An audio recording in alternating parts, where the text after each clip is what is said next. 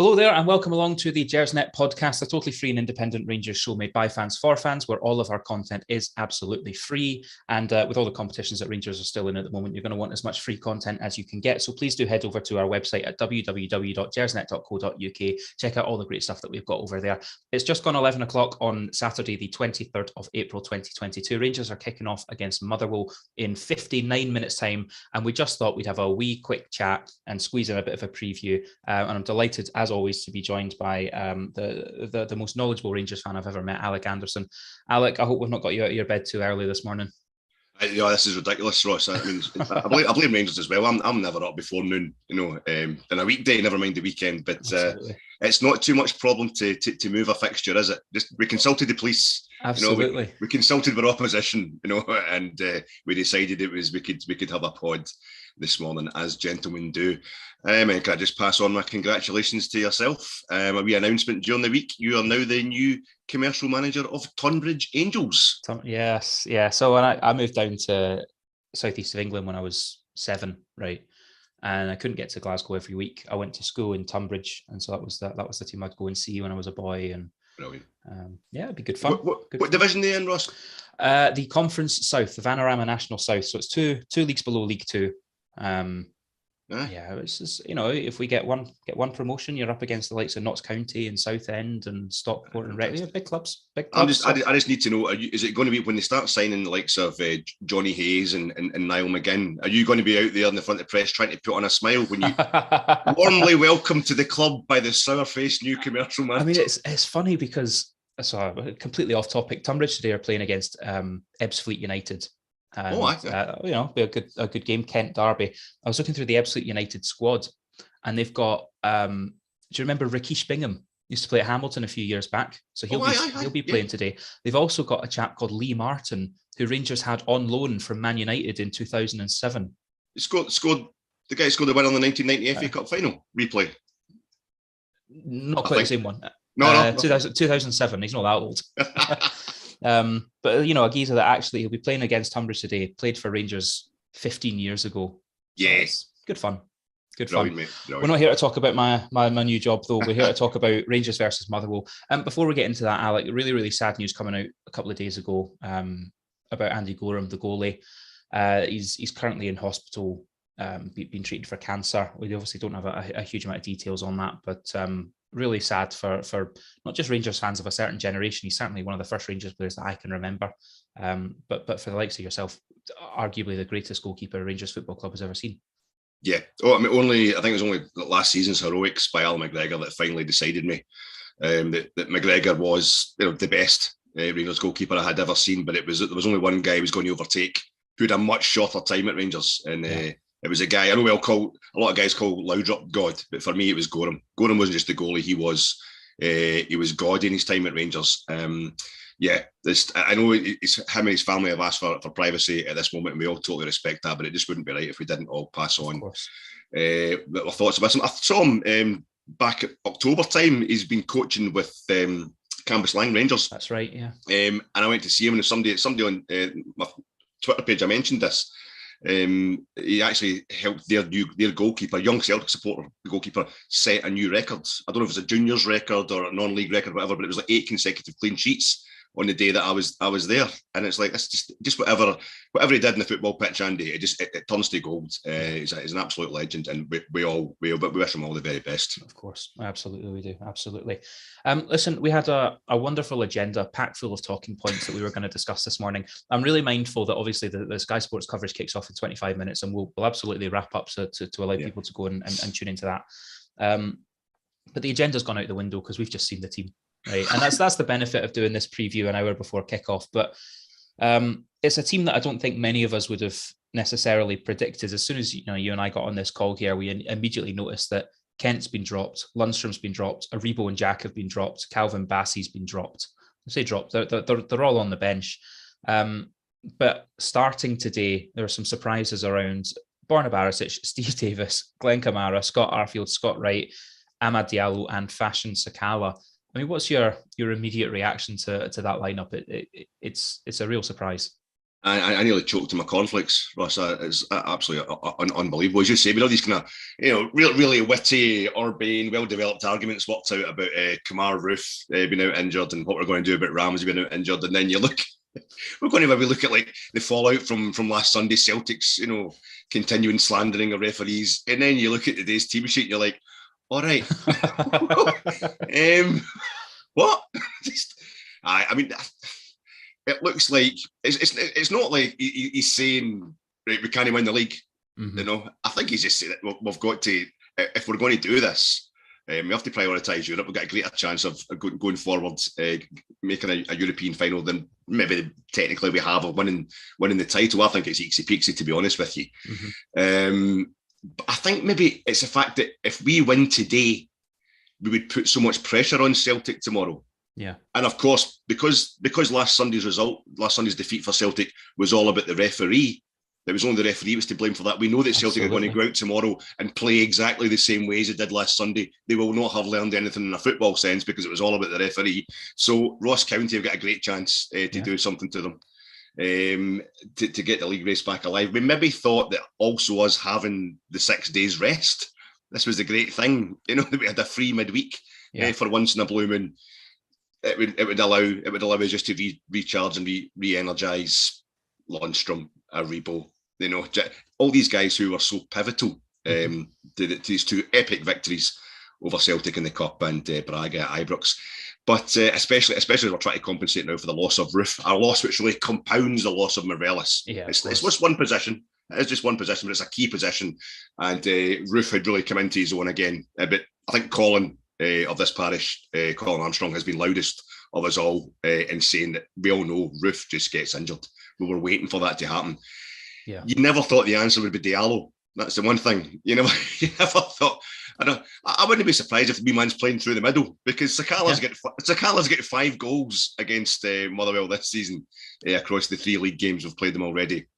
And he's done it coming off the wide. He's done it with Morelos. He's the kind of moon orbiting the Morelos or the Roof sun. He needs a brighter shining object to play off. And I don't know it's going to be Diallo. So I imagine it's going to be Sakala through the middle, as he was when he effectively scored the winner last Sunday.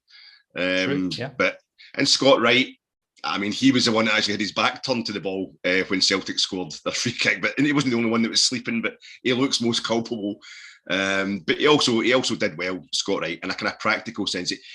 You just worry, you've got a lot of players there who would have done well last week, coming on to augment the core that we've developed with Lundstrom, Jack, Kent.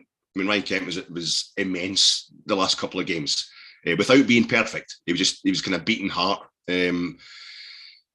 of the attack, but to take so many of them out just seems like a hell of a risk against a team who under Graham Alexander. I think his second game in charge, Graham Alexander last season, was a draw with us, and he's had one serious scalping, but 3 draws out of the 4 times he's played Rangers. So it's a massive risk. Absolutely is. It seems to me that it's very much putting the eggs in the basket of the Europa League and the Scottish Cup. And if we slip up today and Celtic slip up tomorrow, I think Gio, who last week did a huge amount of work to get the fans back on side, is immediately going to be turning a lot of people off, going, "Are you kidding?" But I mean, you look as we say, Scott Wright, Amad Diallo, Fashion Sakala. What are they going to bring? What's the game plan here? It seems to me that it's pace and it's getting the ball down and running. Do you think that's fair?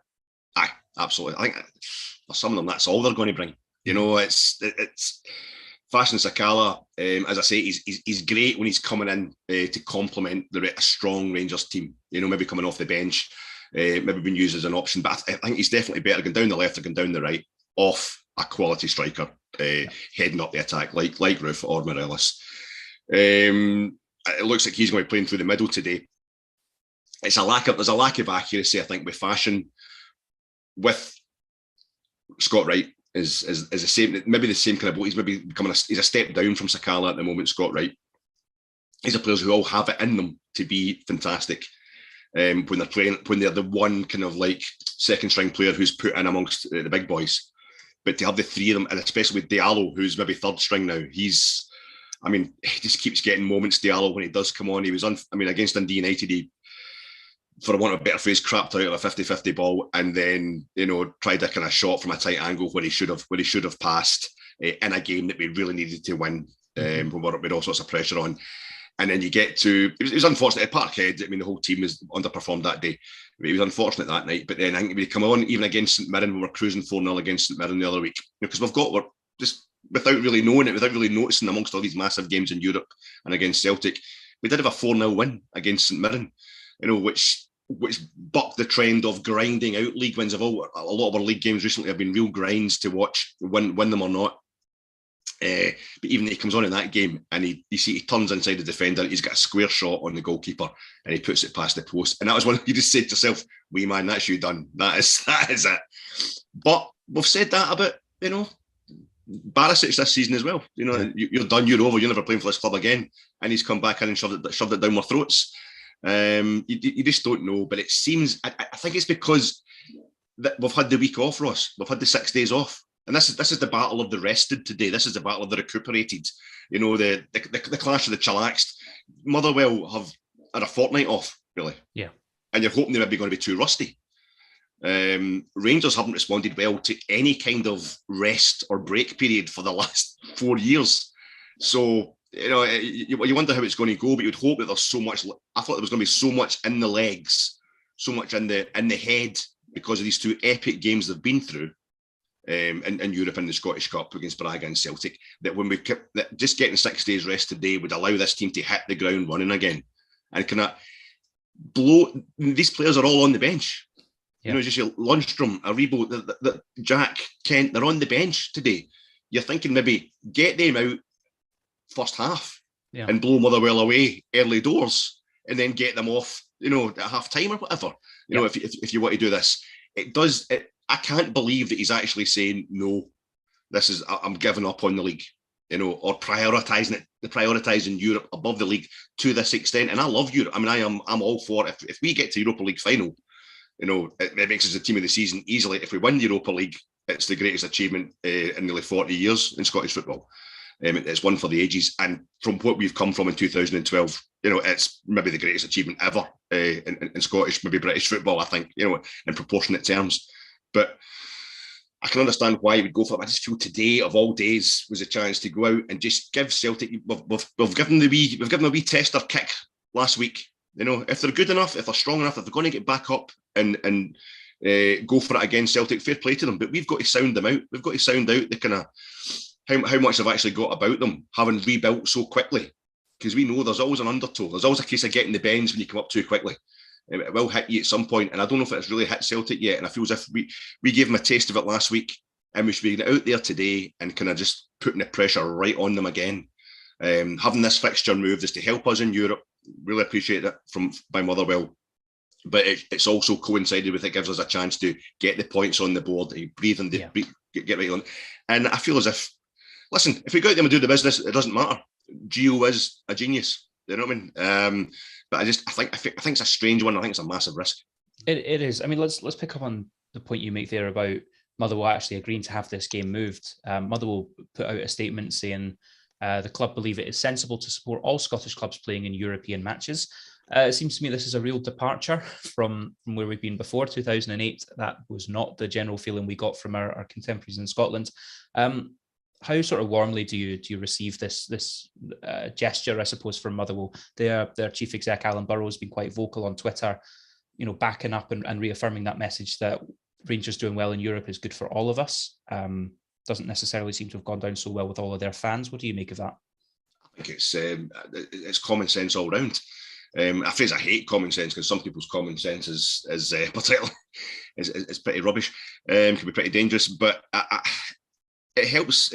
It's also scratching each other's backs because Motherwell, here we are again in the post-season. They can Americanise this invented post-season, thing we have going on with it's already ridiculous enough that our top tier has 12 teams in it, but we split it down the middle. Yep. So that every year I pick up the Rothman's yearbook and I look at last season's top flight in Scotland, and there is the team in 7th place with more points than the team in 6th, and I'm just embarrassed. It's already bad enough that we play each other 4 times a season, but something you go, but some teams you're going to play 3 times at one ground in one time. And this season, I get it means a lot to the teams in the kind of middle of the league. You know, it's also the Rangers and Celtic imbalance does create kind of dead zones in the middle of the league. There's nothing to play for. But it's ironic that this season, it's you could have had like 4 or 5 teams, you know, going for Europe while also trying to avoid relegation. Yeah. You know, I think Ronnie Esplin, the PA, mentioned this yesterday at Motherwell's press conference, talking to one of the new arrivals at Motherwell, saying, "What do you make of this? You were involved in a kind of basically almost kind of fighting off relegation, and now suddenly you're a point away from a point away from being the 4th best team in Scotland, Motherwell, and they're a goal difference away from taking the first Conference League spot, right? And they're 2 points away basically from overtaking Dundee United to take the next Conference League spot." Meanwhile, they're also helping Rangers continue to improve the coefficient of Europe, which gets Motherwell. I mean, that gets them into Europe. It gets the potential for never mind the money, never mind just the potential for the glory, and the fun day out for their fans. Ross, I picked out their 1932 league title win, Motherwell, which stopped Rangers getting 9 in a row in that era. But I think everybody else should. There's a lot to pick from. Something we should forgive Motherwell for one thing that they've done to us. You get that League Cup semi-final under Kashinya. Yep. You've got, you know, the playoff defeat, you know, the Cammy Bell. We all took particularly badly. You know, they spoiled it. 9 in a row celebrations were intended for Ibrox in 1997. They put it back a week to Tannadice. We will forget that. So we should take one of the things that we really hate Motherwell for doing and let it go. Officially let it go. That'll be very, very gracious of you. We still hate them for a number of other things. Oh, there's plenty back up. Plenty of bad stuff about Motherwell as a town, let alone a club. But I'm the same. You know, obviously the circumstances in 2008 were different because there was a tour of Japan that changed things allegedly at the end of that season. But I think it's a really, really sort of gracious gesture. I think we all appreciate that. I do think it's the right thing. And I think where the circumstances reversed and that Motherwell were playing for a Europa League semi-final, you'd like to think we would do the same. It's pie in the sky stuff at this point. Listen, Ross, I know I pushed for time, but I think I just say one thing on that. Where the fallout we've had, ridiculous stuff, quite sinister stuff in the last few days, trying to obfuscate as usual from the result. Yeah. Rangers get beat. Celtic get beat. They change the subject. But because it's a Europa League semi-final, you need to go back. Not just 2008. If we go back to 2003. Celtic had to play Rangers at Ibrox, the scheduled fixture, straight after playing Boa Vista in the second leg of their UEFA Cup semi-final. Yes. And Martin O'Neill said in a press conference before that game, a game which I was attending, members of my family were attending, if you want to get hysterical about it, that he didn't know there's no way Rangers would ever get made to play an Old Firm game straight after a European semi-final. And he didn't know what the Celtic fans would do, but he basically couldn't blame them for their reaction. Basically saying, you can riot. If we get beat, it's a total fix, at Ibrox on Sunday, you can have a wee riot. This is when Celtic had like 8,000 at Ibrox. They beat us because teams getting to that stage in Europe are sharp, as we're hoping today. 5 years later, when Rangers got to the semi-final of the Europa League, we were made to play 2 Old Firm games. Yeah. Both at Parkhead in the league, either side of each leg. We played Celtic at Parkhead, Fiorentina, Celtic at Parkhead, Fiorentina, and nothing was ever mentioned. No, of course. About that Martin O'Neill interview, So this is Motherwell just showing a bit of class. They're hopefully taking football back to a kind of a period of genuine sportsmanship. Yeah, let's hope so. Well, let's thinking about Motherwell today. Like I say, game kicks off in 40 minutes. What kind of challenge do you expect? I must admit, I actually quite like Graham Alexander as a manager. I think he did really well at Scunthorpe. Obviously, see what's happened to that club since he's left, and I think he's done a solid, if unremarkable, job perhaps with Motherwell. I think they're a different team to the team that they were under Stephen Robinson. But what kind of threats do you expect them to pose? Obviously, a team that's had our number twice this season already. Yeah, and last season as well. I mean, and it actually goes back. I think the last 5 last 5 clashes between these two clubs, the team that scores first does not win. It's okay. I'm talking about Motherwell showing us respect. I've totally disrespected them by not even looking at their team, not even looking at who they have available. So they'll have to excuse me if the boy Willery gets sold at some point recently or is out injured for the rest of the season, but. The chap Willery of the Well is well worth the watch, and he scored both equalisers against us in the 2 games at Ibrox this season. Right. We were 2-0 up after the Europa League game. He's he scored the first goal. He's set up the first goal as well with a kind of a run down the wing and pulling the ball across. Bevis Mugabe, I think he scored for both teams this season. That's correct. Yes, he scored the OG, and that 2-each draw at Ibrox, and I think he scored against us when we beat them 6-1 at Fir Park this season, when we're going through that phase under Gerrard of losing the first goal, but still winning. And you feel that, see, when Celtic beat St Johnstone 7-0 last week, that made me feel we'd more of a chance in the Cup semi-final. You can score too many goals. This is a fixation of mine, going back to the Milan team of 92, 93, who were humping everybody and then lost 1-0 in the Champions League final to Marseille. Yep. Even the Brazil 1950 World Cup, you look at they were beaten every 6-1, 7-1, and then went a goal up in the final and lost 2-1 to Uruguay, unofficial final. It's a thing that you can score too many goals, and I feel that day against Motherwell, if we just won 2-1, it's almost like if we'd saved 4 of those goals that day, and we wouldn't just have won and spread them across the season, we'd be like 8 points better off. You know what I mean? We'd be top of the league today. Yeah. But it was a wonderful display. You've got Itten on the bench today as well, who scored 4 goals over 3 games against Motherwell last season. Yeah. But they just have this thing of, we either destroy them or they pin us back and they make it really difficult.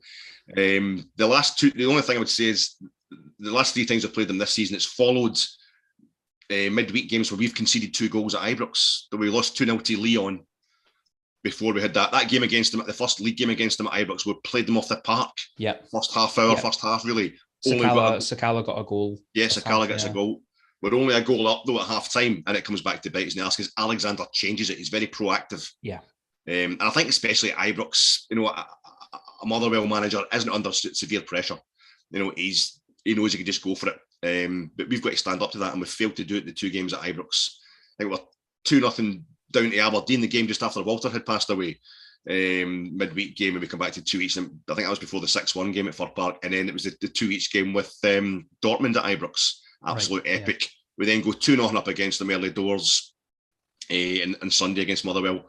In that league game, you think, here we go, because Celtic had dropped points that day, Easter Road, earlier. Yes. And that's the most inexplicable. Defensively that day, we were an absolute mess. But again, we're not going to get a chance to talk about VAR because of the schedule today, mate. But that was one of those games where VAR, we would have. There's plenty of games this season probably where VAR would have done us that we don't want to know about. But that day, Motherwell, they should have had players sent off easily. There was a lot of dodginess, But they play the cards as they're dealt. Motherwell, Graham Alexander, he's a brave manager, and if we're not at it. The worst thing today, I think, is if we go a goal up and we think the game's done, you've got to put them to bed. There'd be 2 goals up and the game wasn't done against Motherwell. Yeah, I'm looking at their starting 11 here. So as you mentioned, Bevis Mugabe's playing. Woolery on the bench, so that's interesting. A couple of familiar names in Liam Kelly in goal, Sean Goss playing in the midfield as well. So that's a name from a few Liam Martin era. Absolutely. But looking at their kind of reaction of their fans here on Twitter, there's a fair amount of frustration. I think that that's not a good starting lineup with against a team that has. Obviously, we've got a lot of pace in our 11 at the moment. Kevin Van Veen, who's one of their main threats, is either injured or suspended. He's a bit of a wind-up merchant, so I don't think anyone's too disappointed to not see him. I've worked out what it is. It's Gio, the poker player. This is it. He knows that Alexander has retrieved the 2 games at Ibrox by his substitutions at half-time. So Gio's just saying, okay, I'll put out the reserves first half. Let's see what you've got. It's all about the half-time changes today. That's what it is. He's a smart man. It's a chess match. Well, listen, it's a huge week for Rangers, and no more so important than the game that kicks off in half an hour's time. We'll head to Leipzig on Thursday. I'm absolutely delighted to say I managed to get myself a ticket. I'm heading out to Berlin on Wednesday. It's fair enough. And then, of course, the next Old Firm encounter at the weekend there. What are you hoping for from the next 7, 8, 9 days? Just maximum ultimate glory, Ross. This is what's bothering me about that selection, that starting 11 today. I thought the manager would be thinking the same way. He is. This is his way of doing it, I would imagine. Surely there's no way he's given up in the league title. He's maybe trusting his squad. You know, which he has done at other times this season. You know, I think the greatest example is him bringing Roof on for Alfie against Aberdeen late on, and the place going absolutely crazy, the criticism, and then Roof scores a winner. But that's Roof. That's a different level of player. Ross, I'm happy. I think we're in the Europa League semi-final against Champions League opposition. As you know, I have this mad thing where I like to tick off European finalists. Yes, indeed, yeah. And there's been little things happen this season. Let's say to Colin after the Braga game at Ibrox, there can be only one more game. No, go pure Highlander. There can be only one. There can be only one more European game at Ibrox this season. That's it. There's, you know, win or lose, that we've taken it all the way. We've done semi-final stuff. But I've also realised I've got about 3/4 of the 103 teams that have played in the 3 major European club finals. And I'm thinking I missed out a few last season because we couldn't get to the stadium because of COVID. But just realising that even if Leipzig beat us at Ibrox, I'll be, you know, I'm just a normal Rangers fan. I'll only be the home leg, you know, the part-timer I am, you know. But at the end of that game, even if they beat us, I will have seen a new European finalist. I will have seen a European finalist in the making, in the crowning. You know, RB Leipzig have never been to a European final before. That gives you an idea, a kind of off-kilter idea of just how momentous this is to just be involved in this game. Yeah. And I think the pressure's off us. I just don't want us to make a fool of ourselves. I don't want us to get destroyed by RB Leipzig. They're Dortmund level, you know, and we need to be really up for it just to keep the score respectable. It'll take a lot of magic for us to actually beat them. But my heart says no, but my head says there's no reason we can't. We've proven that we really can. I think at Parkhead, this is why today's really is messing with my chi. Parkhead, I think we've got a chance there to just go and really get under their skin. And win or lose, I think what we've shown the last 2 games, Braga and Celtic at Hampden, is we've got that intermediate season that we never got. Under Steven Gerrard, it was all high spec, high maintenance, and it went wrong really easily because there were so many parts. You know, when it went well, it was spectacular. So you got 2 seasons where we fell well short, although we're rebuilding generally. No trophies in a season where we win the most amazing league title ever without losing a game and setting new defensive records. What you need to see, I think, just to know that we're truly back from 2012, is that bit in between where things can be a bit crap, but we still get a result. And I think that's what we've seen this season. It's that kind of intermediate season, that season where Rangers maybe don't win everything they wanted to, but they'll throw in a wee Europa League semi-final as compensation.